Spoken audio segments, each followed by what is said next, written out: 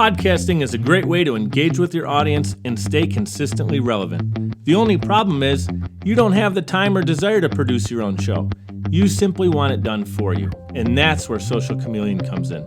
All you need to do is press record and upload the files. We'll handle the rest. From planning, production, post-production, distribution, and digital marketing, we have you covered. We realize that times are tough and funds are tight, and Social Chameleon believes in building supportive business relationships. By clicking on the link in this promo, we'll provide you 7 free podcasting tips to get started, as well as a free 30-minute online consultation. This is the perfect opportunity for entrepreneurs, keynote speakers, industry experts, influencers, and anybody who has a personal brand. With Social Chameleon, we help you build a brand that is out of this world. We're ready and waiting, so what are you waiting for? Click on the link to get started today. Hey guys, our guest today coaches unfulfilled overachievers who are sick of feeling like something is missing. They are ready to create meaning in their work and in their life. He's trained through one of the world's finest coaching programs, Accomplishment Coaching, and takes his clients on an experience that is both unique and practical. He's on a mission to create a world where people love living life and is committed to making sure that you're both successful and fulfilled.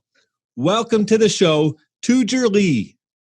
Hey, what's going on, everyone? What's going on, Mike? Happy New Year. My man, Happy New Year. Great to be here. I'm showing my Buffalo love, and I love this outfit you have. It's got to be the top outfit of any of my guests. Thank you. And this is actually, I know we've spoken a few times about my mom having her own branding and design. So if you look closely here, you'll see everything here is hand stitched, literally. Oh my gosh. One little X at a time. So I'm glad I brought it up because I would have never known that. And that is amazing. So little plug for mom. Does she actually sell this stuff online or what's the scoop? Yeah. So nothing as fancy as this, just because this would probably cost hundreds of dollars because this is about a 2-week long project. Yeah. But what about custom? Does she do custom orders? Yeah, she does some custom orders, and they're usually more like T-shirts with, pockets and little designs here and there. We actually have her website coming up later in the year, which I'm working on right now, and I'm really excited to have her do that. She's in her 70s. So it's fun to just kind of create that dream, for someone who's worked so hard her whole life. Unbelievable. Guys, if you're not familiar with Tou Ger Lee, you can check him out on his website, tougerlee.com. It's spelled TOUGERLEE.com. And he's on Facebook. It's Tou Ger Lee. And also on LinkedIn, if you search linkedin.com/in/Tou Ger Lee. Making sure I'm saying that correctly, right? Mm-hmm. We got the pronunciation down. Took me about 10 minutes pre-production to get it down. Here's a scoop. We talked in your intro there, and it's a big part of what you do as a coach, the word fulfillment, right? And there's actually something, I was on a hour-long call with a client yesterday talking about fulfillment in particular. She has a podcast. She's looking to kind of relaunch it. We were talking about the fulfillment and doing what you're passionate about, right? And how business people can be successful but still lack fulfillment. And that's what was talked about there in your bio. Can you kind of elaborate on that? And when did you notice that was maybe a problem, that some people could be successful yet lack fulfillment? I'm going to share a personal story later because I've been in that seat feeling that. And then not only did you discover it, when did you decide you're going to turn it into your business and into your coaching? So kind of a 2-part question. Yeah. So I started coaching first because I knew that I wasn't fulfilled and I wasn't happy with the life I was living and the person I was. And I was definitely one of those coaches when I started where I was doing what we call general life coaching, right? Mm-hmm. Where you're just trying to coach everyone and every little topic. Now, the moment when the fulfillment thing clicked with me was, for those of you that don't know who I am already, I used to be a professional dancer before becoming a coach. So I was living in Los Angeles, dancing with some of the top in the world and competing and training with them and whatnot. And there were some pretty cool things that I accomplished. But even in all of that, I never felt like I was fulfilled. I never felt happy, and what really struck me was if you can imagine, the dance world is really difficult to get in. and maybe 1 out of 10,000 people get to a certain stage. Mm-hmm. Yeah. And I was fortunate enough by some miracle to be one of these these people out of 10,000 who have accomplished some of the things that I've accomplished. Quick side note. Do you think it was a miracle, or was it through, well, like, I mean, you had to be doing a ton of practice and your routines and stuff. I guess I say you didn't just wake up one day and they're like, you're in the top 10% of the dancers in the world. Like, you had to achieve that, right? I know you're a humble dude, but call it what it is. Yeah, it was hard work. It was hard work, and it was definitely, I guess some miracle is me trying to undersell myself a little bit, if I'm being honest. But a lot of it too was blessings from other people. It's all together, right? Like, the hard work comes in, the universe solves for it. Some of it, people say like luck. Well, you know what? You can't just sit on your ass and be lucky, is my point. Oh, yeah. So you weren't. So you're kicking butt. Pick the story right back up. So you're kicking butt, you're dancing. There's kind of a lack of fulfillment. And then what happens next? Yeah. So actually what happens is, when I was in LA, I was super depressed. And I didn't even know this, there were days when I was laying in bed for 27 hours straight. I'm not like no using the bathroom, no drinking water, none of that. And the ridiculous part was, I didn't even realize I was depressed. I was just kind of like, oh, I'm just having a really hard day. You don't know. Like, if it's not in perspective with how things feel when things are better, you don't know what to compare it to. Yeah, exactly. And that's when I was running down that hamster wheel, and I didn't realize this at the time, but that had been basically a routine since 2013 and all the way till 2017. Wow. And in 2017, while I was living in LA, I actually remember this still kind of chokes me up a bit. But my mom, she's got a Facebook, and she's terrible at using it, right? Because she's 70-year-old woman who's never had tech in her life. But all she does is she sends me a picture of my dad in the hospital, and he's got like a pipe going down his throat, and he's got like ventilators all over him. And I'm over here like, dude, I have no idea what's going on. And I'm calling my family trying to see what's going on. And if you've ever been in a hospital, like, you don't really get a lot of service there. So no one's picking up. You hit that button and you got to wait 20 to 30 minutes. Just you got to tackle someone in the hallway to get them in the room.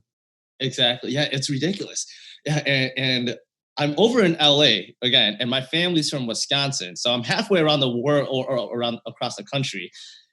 And finally, somebody picks up, and I'm broke, so I can't even go home to see my dad. And the nurses are telling us it's really bad. I should probably go back. So my sister has to buy me a plane ticket to come back to see my dad. Where was your dad located at that time? He was in Wisconsin, a little town called Appleton. Appleton, okay. Yeah, it's kind of by Green Bay, so if you're familiar with the Green Bay Packers. Yeah. I'm not saying you're a fan or not, but yeah, if you're familiar with them, that's around where they're I'll be a fan if they lose to the Bills in the Super Bowl this year. We'll see. But so anyways, that whole thing that happened, by the end of that, we were told that my dad had about 6 months left, right? And I made the decision to move back home so I could be closer to my family rather than struggling with the back and forth. So that's ultimately what brought me back. And I share that because I know it's kind of a long way around the circle, but I share that because if not for that situation, I wouldn't have returned. And when I got back, I lost my sense of identity, because I was pursuing dance for so long. It was like, but did you stay in Wisconsin, you mean? I stayed in Chicago, and then I commuted from Chicago to Appleton. Okay. So that's like a 2.5, 3 hour commute. But it kind of shook up. You were in this LA rut, and the fact that your dad passed, obviously you would never say, I want this to happen, because then something good can come from it. But it kind of shook you up a little bit and rearranged how your life was being presented to you. And then you kind of had to bounce back or do something different, right? Yeah. And the way I put it is, we kind of, as humans, we fall into the default of living in a hamster wheel, right? Like things become routine. And my routine was this chasing after something that at the time I didn't realize I didn't even really want, and being depressed about it. And it took for the disruption of my dad's, being told he had 6 months left for me to be like, okay, I got to go back home, right? And that was the disruption. And when it first happened, I was pretty down about it because it wasn't a disruption that I was a fan of. But eventually it led me towards my coaching, because that's when I realized, even while I was dancing, I was never really happy. I was just kind of doing it Mhm. because I was doing it. And the worst part was I kept getting validated for it, because Mhm. people are saying, hey, you're doing what you love, so that must mean that you're happy. And no one was questioning anything else. Mhm. So I thought that I was wrong for feeling the way I What felt. was your what were you presenting outwardly though? Did your emotions outwardly match how they thought you felt? Were you hiding it well, or were Um, you just kind of like, I was kind of I was introverted. Like, so the way mhm. we're speaking now, I wouldn't have spoken to you this way. I'd probably be Wow. like, I'm yeah. telling you, man, I met you what, 3-4 months ago. We had this like our third conversation now, and Mhm, you've always just been like, I hop on the call with you, and your energy brings the call up, mhm, brings the energy up, and I appreciate you being here to do that today. And it's just hard for me to fathom that just only less than a handful of years ago you were in that position. And I think that's super important for our audience to hear, because people in the audience listening right now could either be in a position where they haven't been that down and out, or they're mhm, currently maybe down and out. And I hope they're listening to this to use this story to help propel them, mhm. or they've also experienced it already and they can relate to it. It's kind of like the three buckets of people, you Yeah. know? And so, yeah, and I appreciate you sharing that. So you were kind of an introverted person at this time. People thought Mhm, you were happy. You didn't really necessarily correct them, and you were mhm. kind of going through the motions in the hamster wheel. Yeah, yeah. And then when and again, fortunately enough, and I hate using it in that way, but there was the disruption. Hmm. And when I realized that even as a dancer, I wasn't really happy and I was depressed, I knew that something needed to shift in my life. And that's Hmm. when I got into coaching. And ultimately, I actually only got into it to transform who I was as a person. Hmm. And it wasn't until halfway ish in there that I decided I wanted to start coaching. Now, going back to what I mentioned earlier, with not a lot of dancers make it in the industry, I was fortunate enough to be one of these dancers. And when I realized in reflection, in hindsight and reflection, that I wasn't fulfilled at all, it was like, dude, I'm 0.001% of the people who make it to the point where I made it, Hmm. and yet I'm depressed. Like, there's something wrong with that. Hmm. And then I also was fortunate enough to know a lot of the people in the industry who have gone really big. People who have millions of followers and are known as some of the best in the world at what they do. Um, and I would talk to them, and they'd be every time I spoke to them, it'd be like, oh man, I can't. I gotta like buy a private island and just be alone. Like I'm Um, depressed. I can't handle this right now. yeah. And it's ridiculous, because my thing was, do you realize there are 4 or 5 million people watching you right now, hoping to become you one day? You know, and Hmm. then I realized, like, yeah, success, getting the fame, getting all the glory, that's not gonna necessarily make anyone happy. Hmm. So, if all of us are working really hard to be at the top 0.001% of where we get to, just to still feel that way, who else is working really hard, has accomplished a lot, has a very successful life, but still feels empty, still Hmm. feels like something's missing. And Can I that's when I can I share a switched. quick personal story on that? Yeah, Yeah, yeah, please do. I actually was in a role, and I was in a position where I was very successful. And the thing is, I appreciated that I had the opportunity to work for a company. So I work for Sleep Number. It's a great company. I don't get any plugs or any promo income or anything from this. I don't monetize off saying that, but great company. I worked for them as a sales rep for 2 years and as a store manager for just over a year, and I always was exceeding my goal, like President's Circle level. I won the President's Circle trip, and the store did extremely well. Right. There was one month I was 777% to my goal. I remember it because Uh, it's like you hit the triple sevens. You remember that. I loved helping my clients out because I knew they were better off after they met with me, because they now have a product and service that's serving them. We sleep 8 or 9 hours, hopefully at least 7 or 8 hours a night, getting quality sleep, because it restores our body so we can be top performers, right, in the world. And so I love doing that, and I felt I was on purpose to help out in that moment.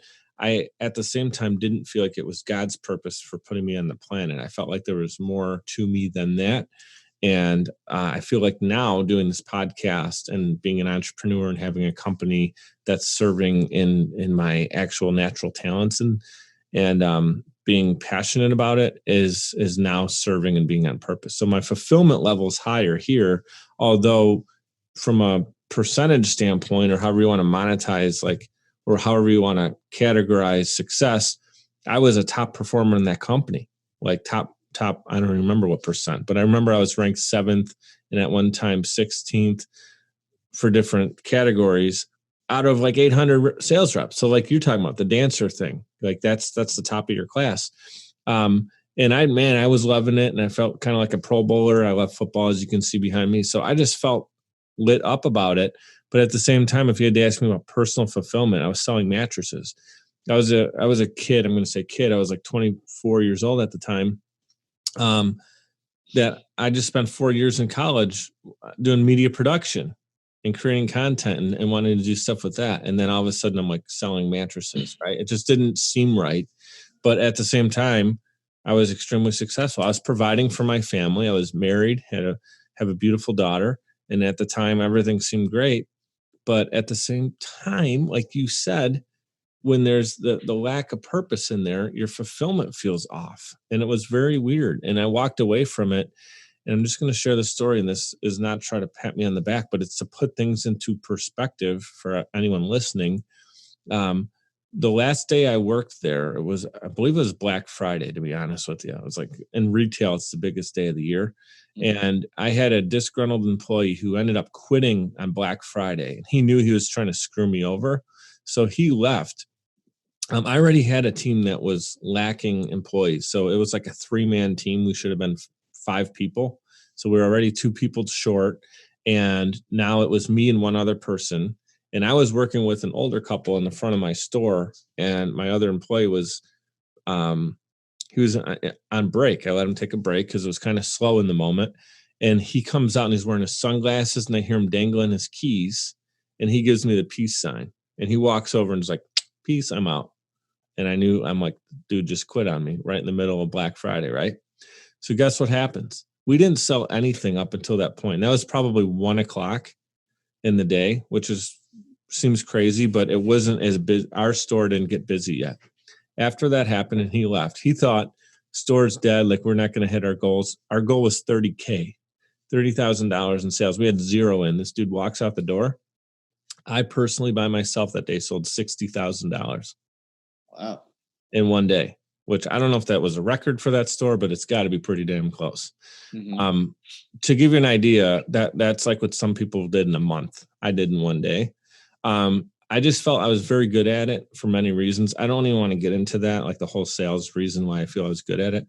My point is that's how I left. And it was similar to probably like Andrew Luck leaving, football early, or any athlete or dancer or musician who just like cuts a Grammy winning thing. And then they're like, I'm going to go create this business. And you're like, what the hell? You're like on top of the world.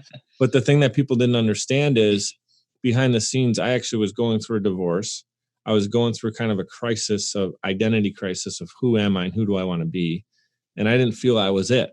And so even though I had that performance, because I was capable of doing that performance, it wasn't who I wanted to be.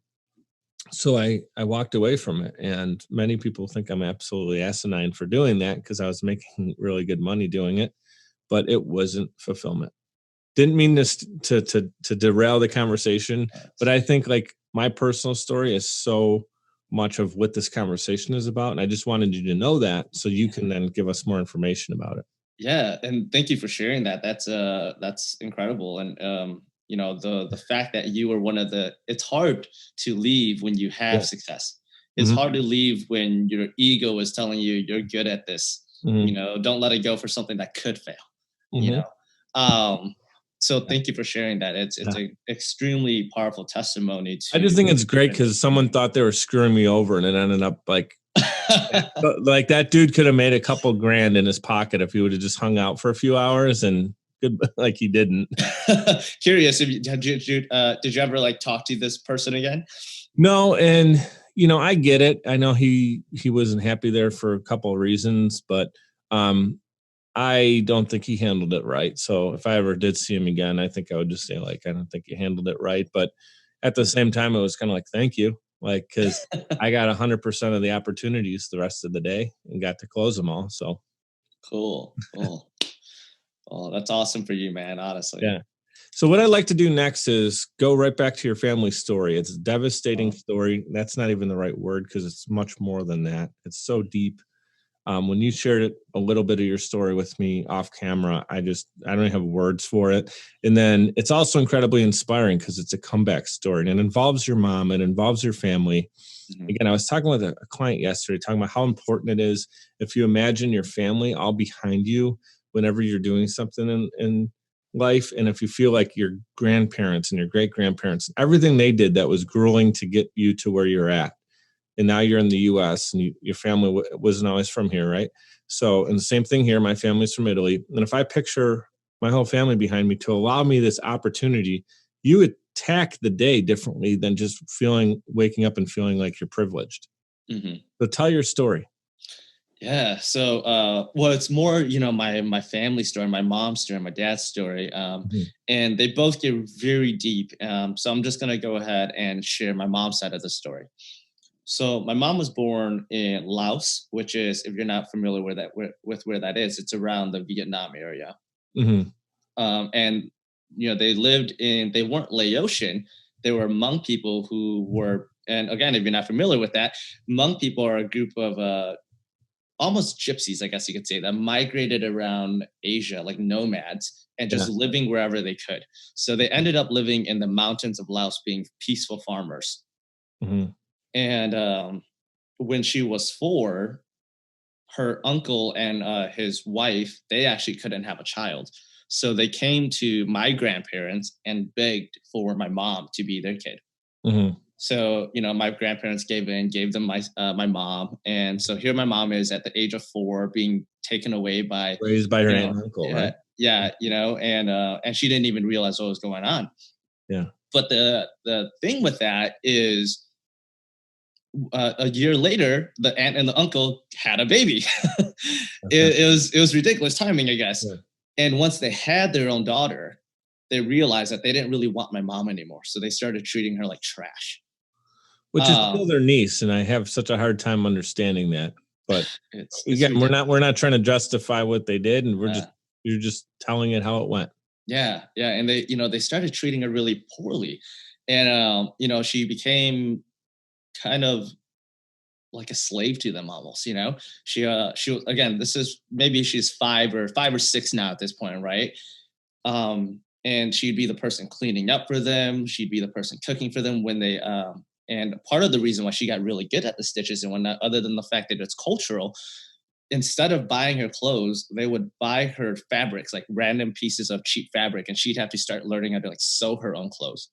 Oh my god. So even this shirt is literally like, it's just a piece of fabric that she Yeah. turned into a shirt.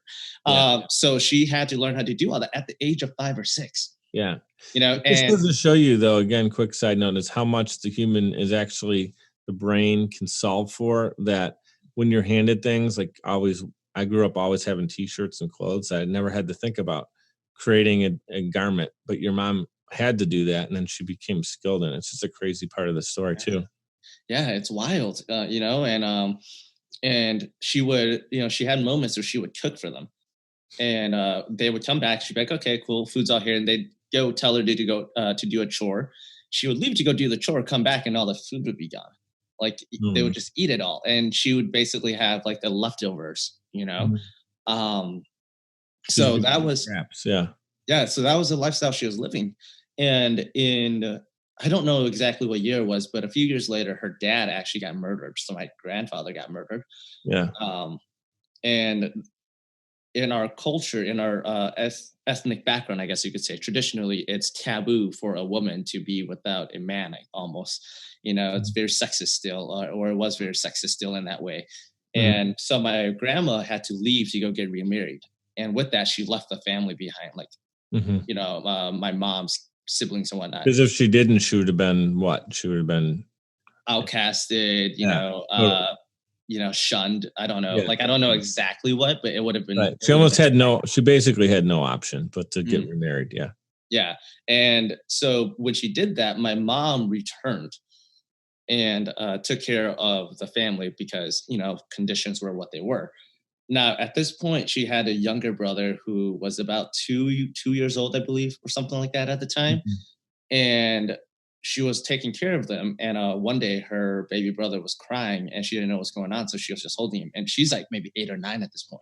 So she's just holding him, trying to get him to stop crying and, like cradling him and whatnot. And he's crying and crying and crying. And eventually he stops crying and he dies in her arms. Yeah. And again, she's 8 or 9. Yeah. Like being the mom of her family where she's got older siblings and she's like the mom. And she's got a younger brother who just died in her arms, and it's ridiculous. Right. And she seems like the most caring family member out of them all, and she should be like the one that's getting cared for by everybody else. She's and fast. As if that wasn't devastating enough. Fast forward a few years, my grandma comes back with a new husband, and they have a new child now. So she's got like a half brother. And he's a few months old. So there's one day they leave her with the baby, and I'm not sure where they went, right? But they left her with the baby, and the baby's crying and crying, crying. And my mom's cradling him and taking care of him and trying to figure out what the hell he wants and he needs, right? And a few hours goes by, and same thing happens. Her half brother dies in her arms, a few months old. And so, now she's, 11, 12 maybe, and she's got 2 little brothers who have died in her arms. And all she ever did was try to take care of them. Right. And I get choked up about it because I can't even imagine what that would be like. How did the family react? Did she ever share how, like, when they came? She never shared that part, and I imagine it wasn't very pretty. Yeah, but I also imagine there's probably some blame being passed around, I would think, and everything else for a child. But they're the one who put her in responsibility too. Yeah, and growing up over there too. I mean,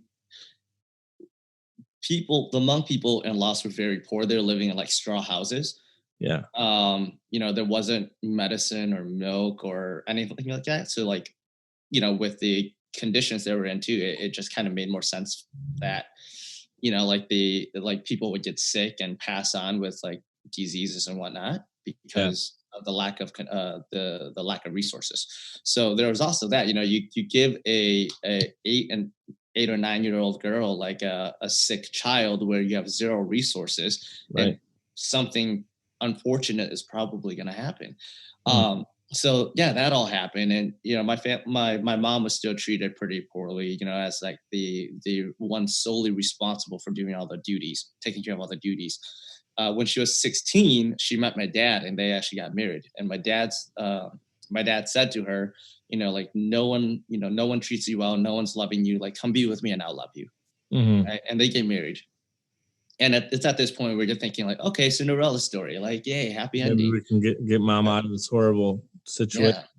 Yeah, but Vietnam War, and that's the Viet Cong take over Laos, and the CIA finds the Hmong people like living in the mountains, and they're like, hey, you know what? You're not affiliated with the Viet Cong, so why don't you fight for us? Because the Viet Cong communism is going to take over your way of life. So why don't you fight for us? And when we win, we're going to give you the country, or we're going to give you your land and leave you alone. Right. But we all know we didn't win that one.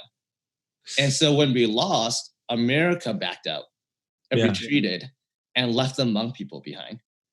Yeah. And what that meant was the Viet Cong basically were like, hey, you know what? Screw these Hmong people who fought against us. Let's go massacre all of them. So there was a genocide that was put out. So my mom, and at this point, I think my mom had 2 daughters, so my 2 older sisters. And the Hmong people had to run into the jungles of Laos for survival. And my parents literally lived in the jungles for 4 years, making it by with whatever means they had. And it's a miracle just to, and I guess trigger warning or something here, because this is traumatizing stuff. They would, because if a baby cried, the Viet Cong would be able to find you and your tribe. So what they used to do was they would smoke opium in like a big bamboo shoot, and they would have their babies, like they would make the babies smoke the opium so that they would get high and not numbed cry. out basically. Yeah, and obviously a lot of the babies died that way. Yeah. So these were some of the certain circumstances that they were living. They would wake up in the middle of the night to gunshots. And while they're, if they were caught in the area they were in, they would throw like gas bombs at them, like poisonous gas bombs at them, so that they couldn't escape. So little things, not little things, I should say, but dramatic things like these. They had to face all of that. And long story short, eventually they crossed the Mekong River, which is the river that divides Laos and Thailand. And Thailand was basically refuge. So they crossed that river. They had to hire some Laotian guys who were fishermen to basically sneak him across the border, or to sneak him across the river. Yeah. And so when they snuck, which was dangerous too, because they didn't know if that could have got them caught or anything. They just started all back from the beginning, or that could have been the end of them right there. Yeah. Well, actually, that's the scary part, was because the Viet Cong knew that people were crossing that river, it was patrolled. So they had to go under disguise. And if they saw you trying to cross the river, they would shoot at you. So this is a river where many of my cultural Hmong people have drowned and died and been shot in. So it was a very risky move. Yeah. So they moved to Thailand, lived there for a few years, before they were able to get the documentation to come to America. So when they finally came to America, my parents were working. I mean, it was ridiculous. My dad was an alcoholic at that point, and my mom was working for $3.50. And, she had, this was before I was born. And even when I was born, she was still working for $3.50 an hour. But, she had 7 kids, $3.50 an hour, 7 kids with an alcoholic, and this is husband. What, in like the 80s, 70s? Yeah, this is like late 80s, like 87, 88. Okay. Around that time. Yeah. So, I mean, you could say like, yeah, well, it was then, but no, I mean, $3 in the 80s was not cutting it. And that would be just for a family of 2. And she had a family of 7. Yeah. And, eventually my mom, and this is kind of where it may get a little woo-woo and weird for some, but there was a lot of supernatural things happening, I guess you could say. Sure. And my mom was being haunted by something, and she just wasn't doing well. So basically the Mormons came by, and, the missionaries came by and knocked on our door and saw my mom, and they're like, hey, you're not doing well. What's going on? And she told them what was going on. So they're like, hey, God should save you. So come to church, and we promise you that God should save you. And that's when she converted. And eventually she pulled my dad along, and it was basically you're either coming or we're ending our marriage. Wow. Like it was like an ultimatum. So she, my mom brought her whole family to church. And after she did that, this is kind of where the story goes up a little bit. She did that, and my dad, gives up alcohol, becomes a big member of our Mormon church. We end up leaving the Mormon church and going into the Baptist community, where my dad becomes a pastor. No kidding. Yeah. And, my dad becomes a pastor, and we start out with, 5 of us in a little room of our local Baptist church. And to give you some context, I have 9 people in my family, if you include my parents. Only 5 of us are there. So not even everyone in the family is supporting this church, right? Yeah. But my mom was a backbone for my dad to keep going, right, and to keep trying. And I'm so happy to say that in 2018, on Easter, my dad was able to cut a red ribbon to our own church, and now we have a community of over 100, close to 200 people. It's and it's incredible. Yeah. So that's kind of the story, and that's the short version of the story. Or what guys, my mom like, is everybody's picking? Are you picking your jaw off the ground right now? Because I mean, if you just heard that, and you were paying attention to the details, and I know you shared some of that with me previously. And there's even more grueling stories about their time when they were in the jungle, basically surviving for 4 years. And can't even explain the things that they had to witness with deaths and the way that people were executed. Just unbelievable. Like the fact that they get to America and we're having a better opportunity, it just gives me goosebumps. And that knowing you and how you have this amazing energy now and got away from your depression through a tough situation with your dad, your mentality has shifted, your purpose has shifted, you got this new alignment. But it's also important for you to understand where you came from. Like I said, having your family behind you when you feel like everything that they've gone through, good, bad, and ugly, is now providing for you. You're kind of like, you got the torch in your hand, man. You know, your dad and your mom did all of that so you could carry the torch and go and do some incredible things. And I'll be damned if you're going to sit around, right, and you're not going to go and do them. So I can feel that in your energy, and not to put extra pressure on yourself, but it's more so like you want that. You want to go and do some incredible things. And I know from talking to you also that it's not about you. It's about the people you're helping.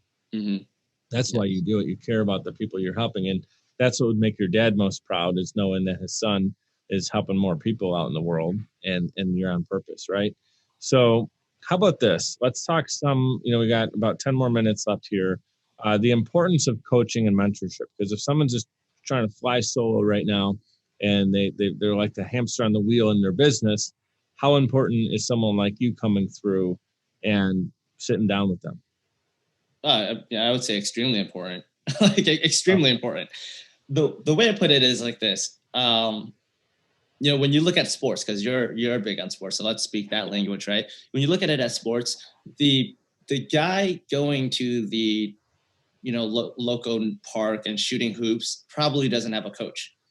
The guy who's in the NBA probably has a coach. Yeah, the top Olympians in the world, they all have coaches. Right. So I think the thing that we kind of come across quite often is people think that coaches only exist for people who can't get their lives together. When really coaches exist for people who are up to the who want to be the Olympians of life. People who want to have that life where they're like, man, like this is it. Like there's almost no word for it. Every single particle of your being is being pushed to the maximum potential. Exactly. Yeah. And so I would say that's a big part of why it's so important. And especially for people who are stuck in a hamster wheel, let's be real. Some of them don't realize they're on a hamster wheel. Most of them don't. It's like, it's like fish in water, but they don't realize they're in water. And the word realize is more important than people realize. The word realize is what I think separates someone from correcting. It's what separates someone from correcting a problem and continuing the problem. And I didn't mean to interrupt you, but I just wanted to share that. Like I realized that early on. I'm talking about dating. I remember, a girlfriend of mine that just kept doing the same thing.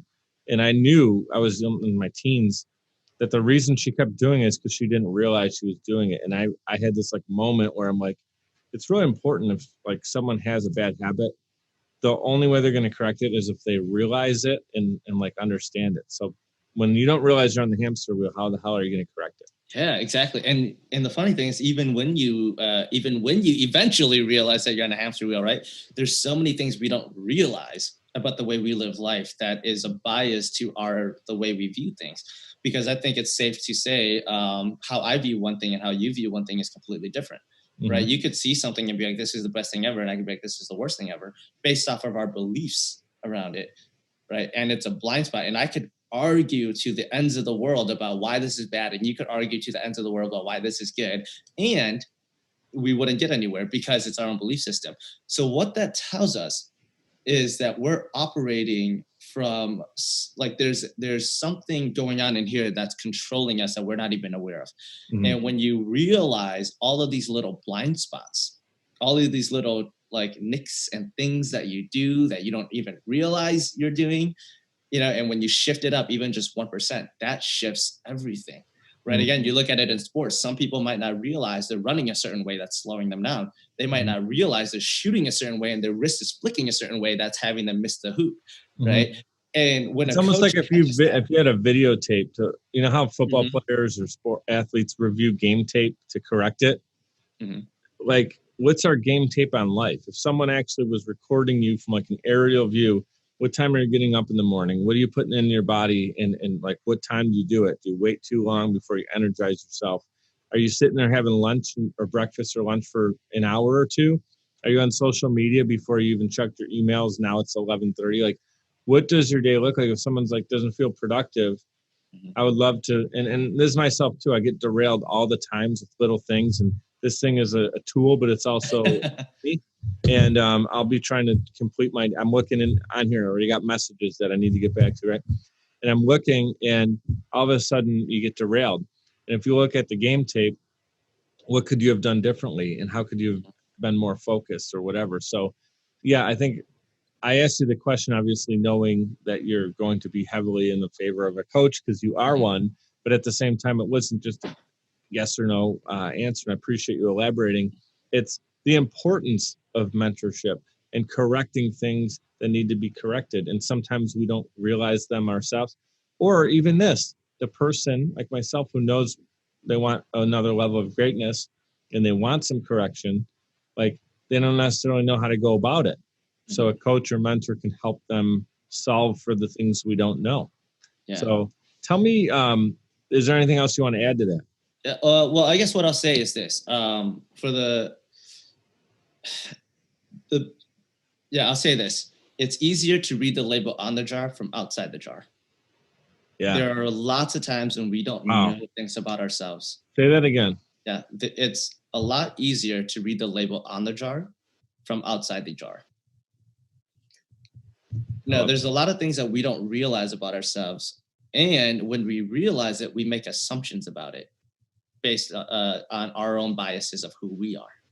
Right. So it's never objective. That's the thing. It's never objective. And what we need is an objective view to challenge some of the things, and you'd be surprised by how many things are not actually what they seem. And let me give you an example of this. I had a client who almost didn't hire me because he's like, I got no time.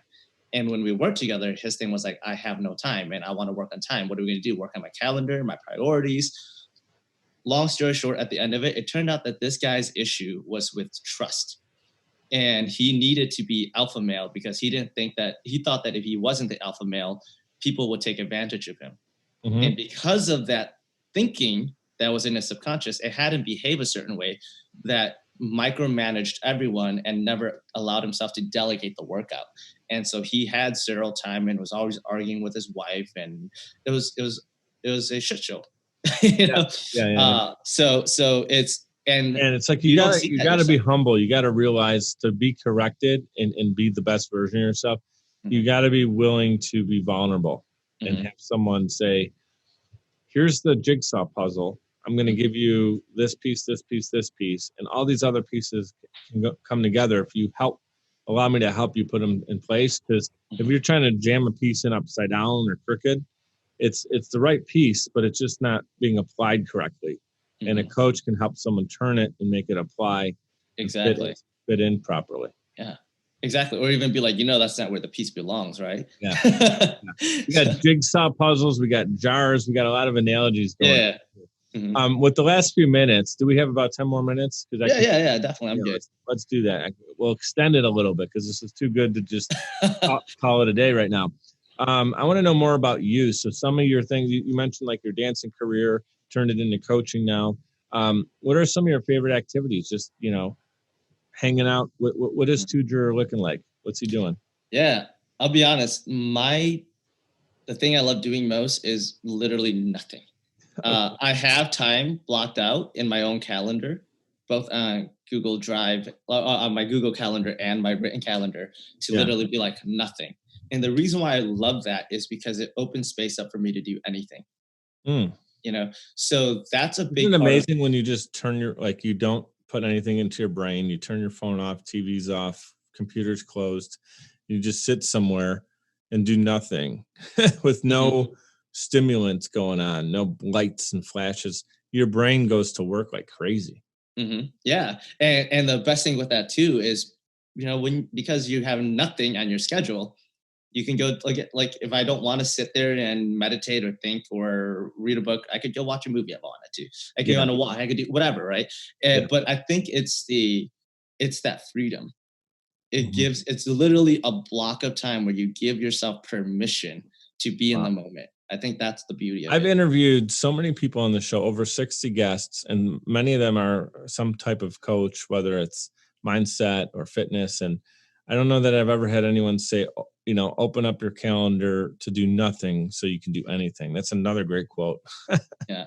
It's an amazing practice, and we live in a world now where people are always deciding what they want, right? Mm-hmm. You ever get that? Like, people are like, oh, I don't know what I want for dinner. I don't know what I want then, and blah, blah, blah.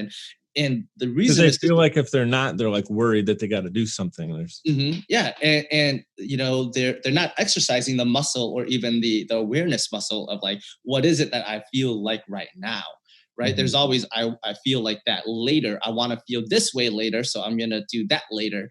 It's always a plan. But how many people say, what do I feel like actually doing right now in this moment? Mm-hmm. Yeah, like no one does that.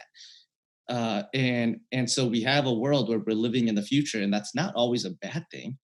Mm-hmm. But, when you're always looking in the future for something, you never actually have the something.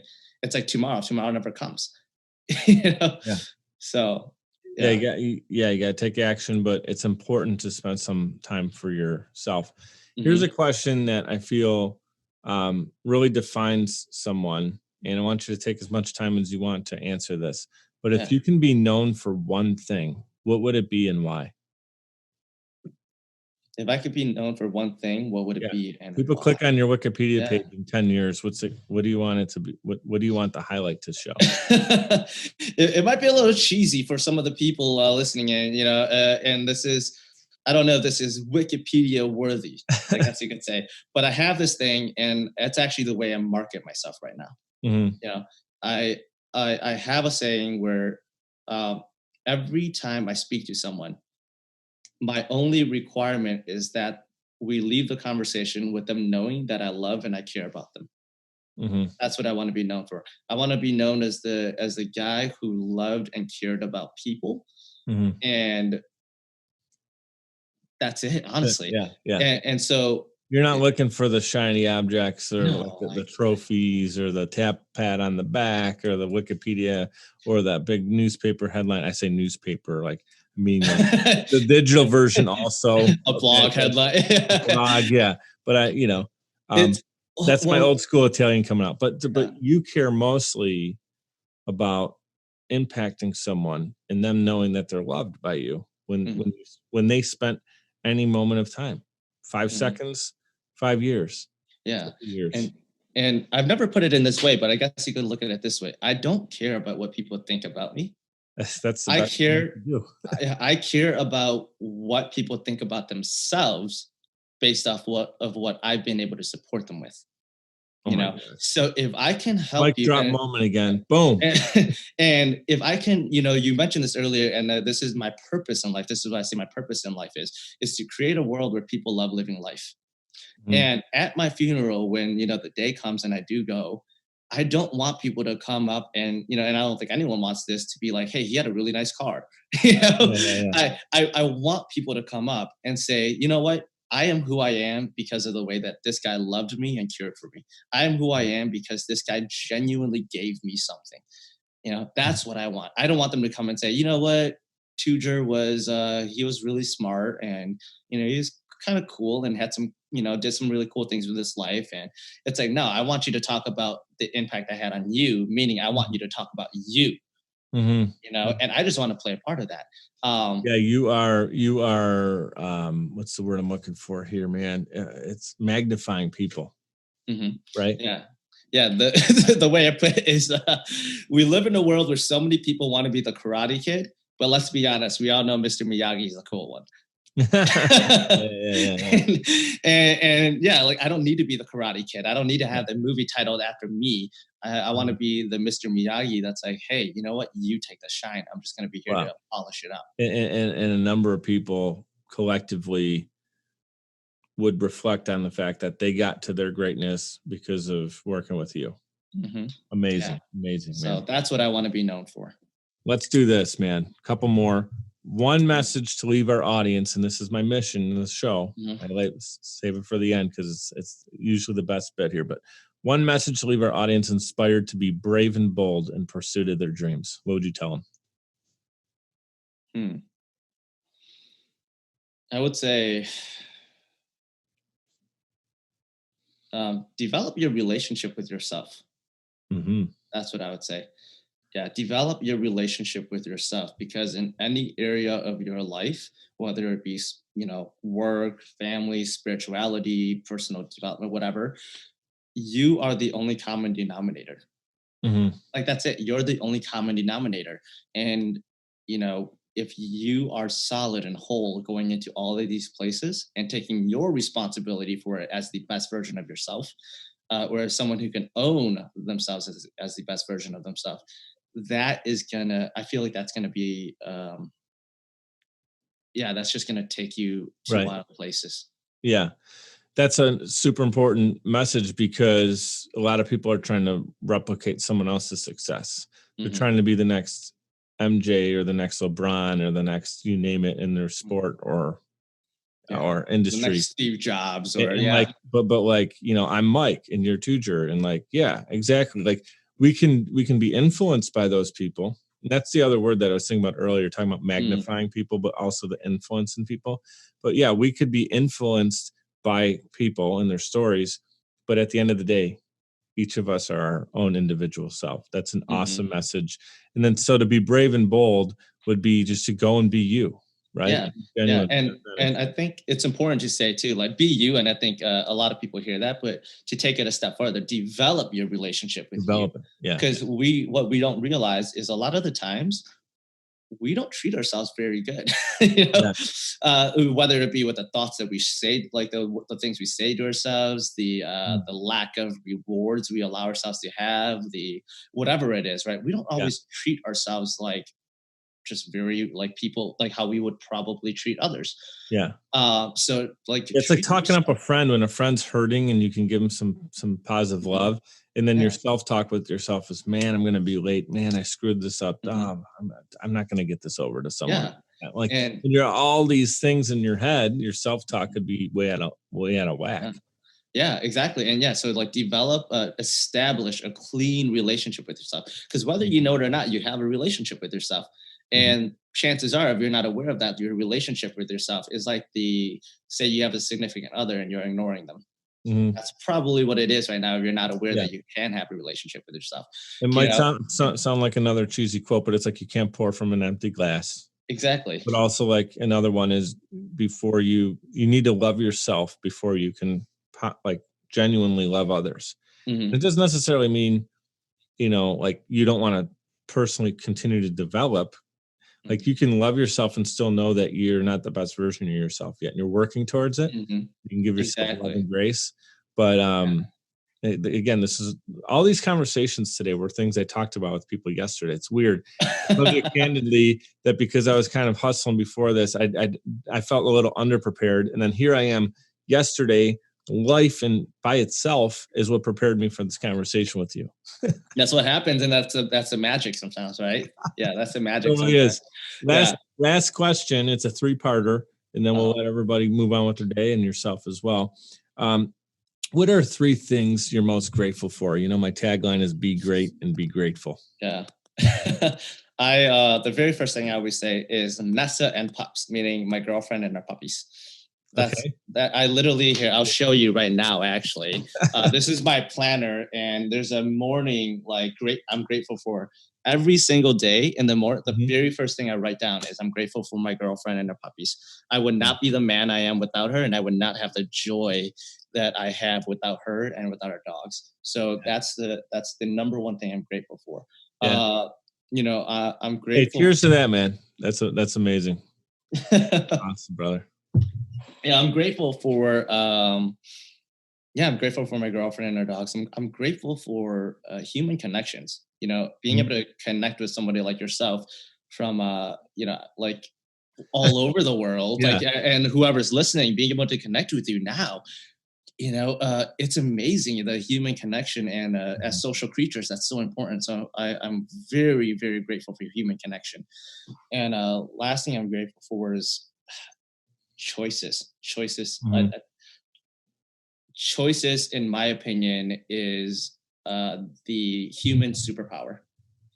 The ability to consciously choose. I think that's what makes us different from any other creature out there. My gosh, and that's so good. So it's the ability to choose is something to always be grateful for, I feel like. Yeah, it can be. That is so easily overlooked. And guys, I want to end this episode. That's another, like, there's so many great highlights in this interview that I'm going to go back and listen to this one again, because there's just and it's cool. I'll tell you, side note is I do listen to my own show, and I usually don't listen to the episodes until way after their release date. So I kind of forget about everything I talked about, and I know I'm going to forget about parts of this conversation today. And what's cool is I could be driving, hopefully the pandemic cools off and we can kind of get together with people in person a little bit more, and I can start driving a little more. That's when I like listening to my shows. And I'll be listening in and kind of evaluating myself as a host and in the flow of the show. And then the guest is just hitting on things. And sometimes I'll even throw in 2 cents that I need to hear like 4 months from now. Something I said on this episode is going to be the exact punch in the face I'm going to need in that moment. It's happened so many times. I'm like, oh my God, I'm teaching myself stuff through my show. Choices. That is so important, because especially if you're listening to this and you're in a culture that, you're not fighting for your life right now. You're not in the jungle for 4 years surviving where babies are in that environment and everything else. You're somewhat comfortable, right? And so you can make a choice. No one has a gun to your head. So if you had a bad day, a bad moment, someone, if it's sales, they tell you no and they hang up the phone on you or whatever, you still have the choice on how you're going to react to it. The next thing you're going to do. So am I spot on with that? As far as that's what you mean, is we have choices. Like a bad day only can be one bad day, because we can wake up the next day, and day 2, we have the choices of what we're going to do. And you've been and experienced a culture where your mom didn't really have choices, right? She was taken care of at 4 years old. She's taking care of her family. At 13, she was taking care of children. And with your dad, she was surviving. She didn't really have a choice. It's survive or die. And you're saying you now live in an environment that you can actually wake up and make some choices. And that is something that too many people in our country, beautiful country, the United States of America, too many people take for granted that we can make choices every single day. Yeah. And I also want to put this out there too. And that's a very beautiful piece there, right? But I want to put this out there for because I would imagine there may be some listeners who are going through a rough time and whatnot, right? I am so grateful that my mom and my dad, and the times were of, all those difficult times, they made the choice to keep going. At any given moment, I'll be honest with you, it probably would have been easier to give up. Yeah. But they made the choice to keep going, and I cannot. Not probably. It totally would have been easier if they didn't. They took the harder road. Yeah. And, so anyways, that being said, for anyone who's listening who may need to hear this, especially with the year 2020 being what it was, the simple fact that you chose to survive 2020, the simple fact that you chose to survive the BS that goes on, that life throws at us, that alone is so much power. And it shows so much about our ability to use this power to choose to keep going. So I definitely want to add that note out there too. Yeah. Hey guys, tune in to Tou Ger Lee. It's spelled TOUGERLEE.com. He's got amazing coaching programs he's working on. You can connect with him one-on-one. Again, find him on LinkedIn. It's spelled again TOUGERLEE. And on LinkedIn, it's Tou Ger Lee. So people can connect with you. They can get some one-on-one time with you. And everything you just spent the last hour with us unraveling. I want to say thank you for being vulnerable and telling some personal family stories, your own journey. And I feel anyone who's tuning in, there's going to be so much value they can dig into and hopefully save this episode and go back and revisit it. And I'm grateful to answer my own question there. One thing I'm grateful for is my connections as well, my network, and having you as a friend, brother. So thank you so much for your time. Cheers to your continued success in 2021. Yeah, thank you. Thank you so much. I appreciate that. I love you guys, and thank you so much for tuning in. Check out more show notes and information on each episode at mikeduppodcast.com, MIKED uppodcast.com. We're powered by Social Chameleon. You guys know what to do. Be great and be grateful.